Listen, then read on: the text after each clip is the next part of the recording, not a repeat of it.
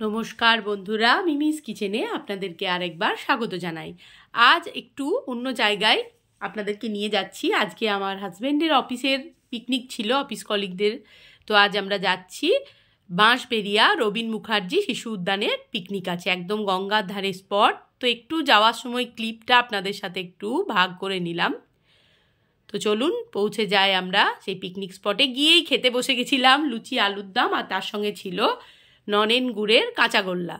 তারপর একটু স্পটটা ঘুরে ঘুরে দেখছিলাম। একটা পার্কও আছে ছোট্ট, দোলনা, স্লিপ, বাচ্চাদের খেলার মতন, বেশ ভীষণ সুন্দর, একদম গঙ্গার ধারে মনোরম পরিবেশ।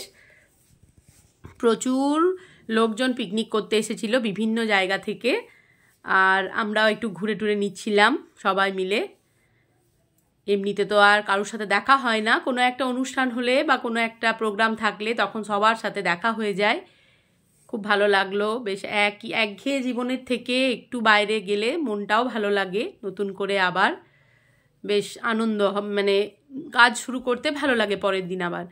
তো এই যে একটু একটু করে আমি সব ছবি আপনাদের সাথে একটু শেয়ার করছি, যেটুকু তুলেছি গঙ্গার। এটা কিন্তু গঙ্গার ধার, একদম গঙ্গার ধারেই এটা পিকনিক স্পটটা, ভীষণ সুন্দর।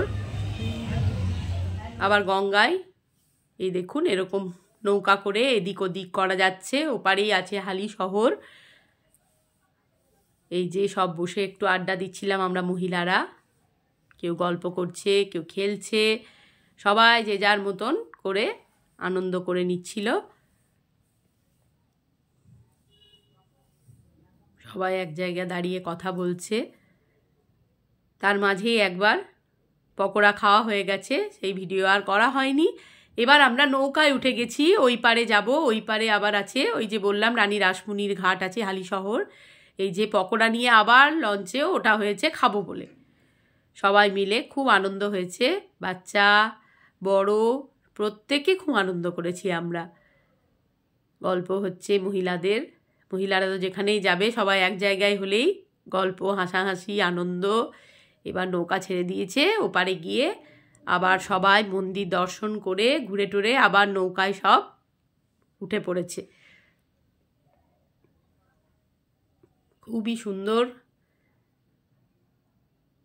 পরিবেশ, খুব ভালো লেগেছে।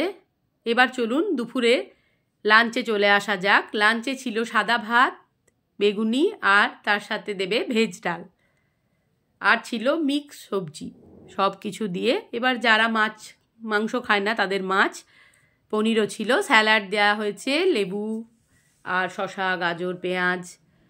এবার সব শেষে সেটা হচ্ছে মাটনের লাল লাল ঝোল, যেটা হচ্ছে আজকের শোস্টপার। মেনু তো প্রচুর হয়েছিল, খাওয়ার মানে খেতে পারছিলাম না এমনই অবস্থা। যাই হোক,